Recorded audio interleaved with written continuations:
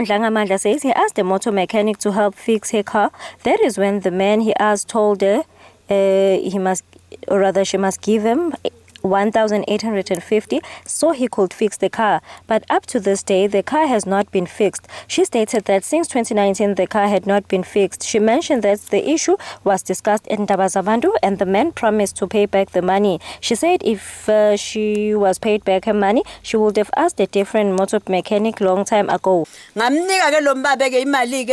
Seyonke imali yathi 1,850 ngoba athi lo babe makaqala kuyilungisa yena sebamlobhe kakhulu abantu ucela mina ngicala kulungisa sengimnika imali wangibita 500 ngambhadala lo 500 mangumnika lo 500 le mali ibo 200 ing 600 plus lo 800 nalo 450 imali seyonke seyithi 1,850 ngihlale lo baba phe ukuthi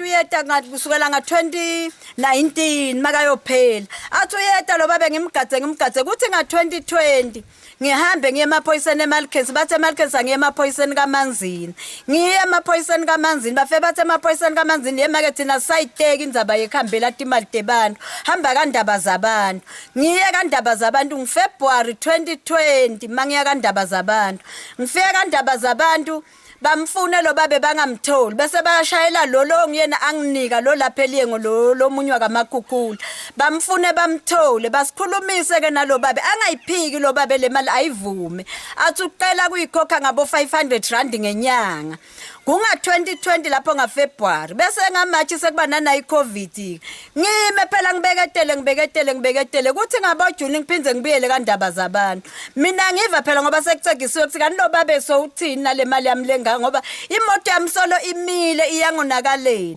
Reporting for Maswati Channel, I am Nonhlanhla Thwala with Justice Dlamini Luyengo.